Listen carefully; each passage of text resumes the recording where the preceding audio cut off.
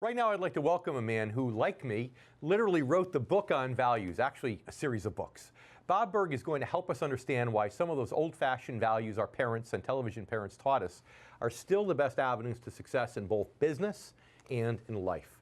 Bob Burg is a thought leader and popular speaker, always in demand with huge corporations, small companies, and business organizations of virtually every size and type. But Bob is perhaps best known for his best-selling book entitled The Go-Giver, a little story about a powerful business idea that he co-authored with John David Mann. In the 10 years since the book's release, the term go-giver has actually become shorthand for a set of values embraced by hundreds of thousands of people around the world, both in their work and in their daily lives. Bob, welcome to the show. Thanks, David. Great to be with you. Of course, what our viewers need to know is we've met many times before, and I was actually at an event where I saw Bob do a presentation in front of a group of people, read your book, and I love the go-giver concept. Thank you. So I guess my first question is, what motivated you to write a book entitled The Go-Giver with this whole concept, as opposed to a go-getter or a go-giver? Sure. Well, my first major book was a book called Endless Referrals, which was a how-to book on how to create relationships where you develop the know, like, and trust with people, which results in more business. It results in a better feeling about the way you do business. The Go-Giver is a business parable, a fable. So it was a way of taking those kind of principles that you talk about, or the values you talk about, and putting them into story form. And I got to work with a wonderful co-author, a great storyteller by the name of John David Mann, as you mentioned. But it's really, in a sense, it's about shifting your focus from getting to giving. And when we say giving in this context, we simply mean constantly and consistently providing value to others, understanding that, especially in a free market-based environment where no one is forced to do business with anyone else, not only is it a pleasant way to conduct business, it's a very financially profitable way as well. So before we dig down into the actual business side of it, can you tell our income generation members for just a minute, how they can use go-giver concepts in their everyday life if someone, for example, is retired? Absolutely. And you know what? You talk about this so much in your book. It's a basic value system of understanding that when you can take your focus off yourself, when you can move from that all too common I focus or me focus, right, to an other focus. David, looking for ways to make other people's lives better, happier, more fulfilling. It just feels good, and people feel good about you. I call it something, talk about the law of attraction a lot, and I talk about the law of abundance versus scarcity. That if you're thinking about me, it comes across that way. Right. But if you're thinking about what I can do for you, exactly, you get more in exchange in almost every area, even personal relationships, right? If one of the gentlemen that's sitting here watching our show today decides that he's going to be motivated to go out and do something really special for his wife today, somehow, directly, indirectly, it's going to come back and benefit him, isn't it? Well, my folks just celebrated 60 years of marriage. They adore each other. And one thing my dad always said to me, and he said this when I was, and we kind of put this in the book as part of the story. I said, how is it you and Mom have such a great marriage? I was, I think, 10 years old, 12 years old, when all my parents were. He said, Bob, when you truly love someone, you actually care more about their happiness than about your own. And he didn't mean that in the way of codependency or something like that. No, he meant when you truly seek value in the purpose, in the happiness of those you love. Mm-hmm. Again, it feels great, but that other person feels the same way about you. Yeah, exactly. That's great. I love it. And I can't hear you talk about this stuff too much. It's impossible. Thank you. Because it's just all part of what's woven into your being as an individual, and the same kind of life I tried to live. I don't always succeed, but I try. So in the book, there's a story about a financial advisor.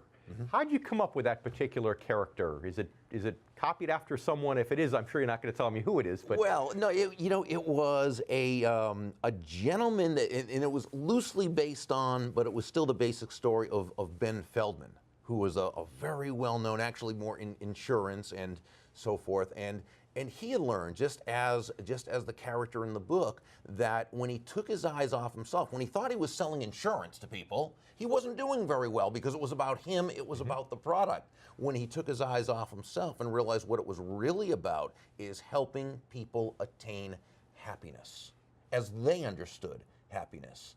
And I think when we do that, all of a sudden things really start to to come together for us. And that's when he realized that when he could take his focus off himself and place it on others' happiness, that's when all of a sudden his business really started to climb. And as many of us know the story of Ben Feldman, the probably best of all time. Well, the story of Ben Feldman is really about someone who is probably the most successful life insurance agent ever, even today. And the thing about Ben Feldman is he didn't need a lot of crutches or backup in order to convince people of the value of life insurance. It was really simple because he just focused on what was important to them and their values, and the life insurance fulfilled a need. So great story, great metaphor. We have to take a commercial break right now. We're going to be right back in just a minute with more words of wisdom from the original go-giver, Bob Burg. So now let's bring back our guest today, Bob Burg, the original go-giver. Thank you, David. You're very welcome. So Bob, we've been talking so far about things like how the go-giver concept could be used generally, not just financially, but in general ways in people's lifetime, because a lot of people are watching us, the income generation members are retired. But I also know that a lot of those are not retired, and that's why the show airs on a weekend. So one of the things we talked about earlier on the show, as you heard, was the fact that to be a good investor, sometimes you have to be a contrarian.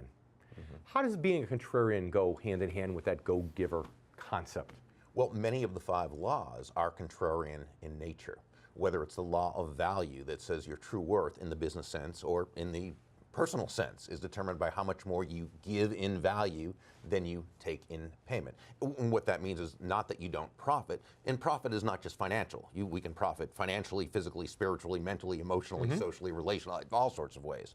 But what it means is when you're always focused on giving to others and helping them profit, help them bring about their happiness, because remember, everyone pursues happiness in their own way according to their own values, and the pursuit of happiness is one of our, it's one of our big 3, right, in this country. So when we focus on giving more in value to others, boom, that starts the echo effect. And as we say, money is an echo of value, but so is love, so is kindness, so is everything else that's good. Well, it's funny because you talk a lot about crony capitalism and how some people don't see it the way you see it. Right. Well, unfortunately, many people, especially those on the political left, they see crony capitalism as being the same as capitalism. And the fact is, crony capitalism is to capitalism what Chinese checkers is to checkers. Nothing. Only the name is, right? Because crony capitalism is not free market capitalism. Free market capitalism says that government has the legitimate function of protecting its citizenry from force and fraud, but other than that, it's leave everyone alone to buy, trade, sell with each other. And when they simply do that now, people are able to buy because they believe it will bring them happiness as they value happiness. People are able to sell for the same. And what that does is it creates a true economy for everyone, as opposed to the false economy that's created when government puts their hands where it really shouldn't be. Well, that's why it's great because just last week we had Steve Forbes on, sitting in your seat, talking about how to get true growth, and it's very much the same. When I think of go-giver concept and people getting compensated to the extent to which they give value, the person I always think about is Steve Jobs. If you think about, it wasn't long ago I was walking around with a flip phone, and you probably were too, and now we can't get away from those things. They're our phone, they're our computer, they're virtually everything. So can you give us some other ideas of some other corporate leaders that you'd put in that go-giver category? Well, I think of Bob Chapman, who's the chairman and CEO of Barry Waymiller, a huge, humongous manufacturing firm based out of St. Louis, but worldwide. And he also wrote a book called Everybody Matters. And here's a man who absolutely treats his employees as family members. It's not just a slogan on the wall. He understands that making them feel good about where they work, feeling good about themselves is not only, again, the right way to do business, but then they have more invested in their job. And they have a wonderful family of companies. That's a true go-giver and a go-giver company. That's a go-giver, yeah. If you're a go-giver, you don't have to be a chaser and a go-getter, because you're a go-giver. It's perfect. So, okay, if in the corporate world then, I always complain about the fact that although we have the best system, I believe, in the world economically, there is a bit of conflict of interest. We talked about the media in a recent show where we talked about the fact that, a CEO is their fiduciary responsibility is to maximize shareholder value, not to do the best thing for the customer, do the best thing for shareholders. And that is an inherent conflict of interest. But you're saying if a corporation follows the go-giver concept in the last 45 seconds or so we have, then really it's a win-win, isn't it? Look at an old example that people use all the time because it's so great, Southwest Airlines. Okay, here's a company who, in a field in which no one is profitable, they have been profitable, other than the first year they were in business, they've been profitable every single year because they focus on bringing value to their team of people, and their team of people focuses on bringing value to their customers. They do the right thing. As Harry Brown used to say, profit is simply the reward for pleasing the customer. That's great. So you a Southwest flyer, I assume? When I get to fly on Southwest, I love it. But I typically go to where my clients hold their sales conventions, and I take the best plane out there to get there. I love Southwest too, except for that I'm not from the Midwest and that whole herding concept. Yeah, that's the only thing I don't like about it so much. But we have to go. Before we do, though, can you do me a favor and can you please tell our Income Generation members where they can get their copy of The Go-Giver? Sure. Visit thegogiver.com. No hyphen, just thegogiver.com, and you can get chapter 1 while you're there. That was easy, wasn't it? Sure was. There you go.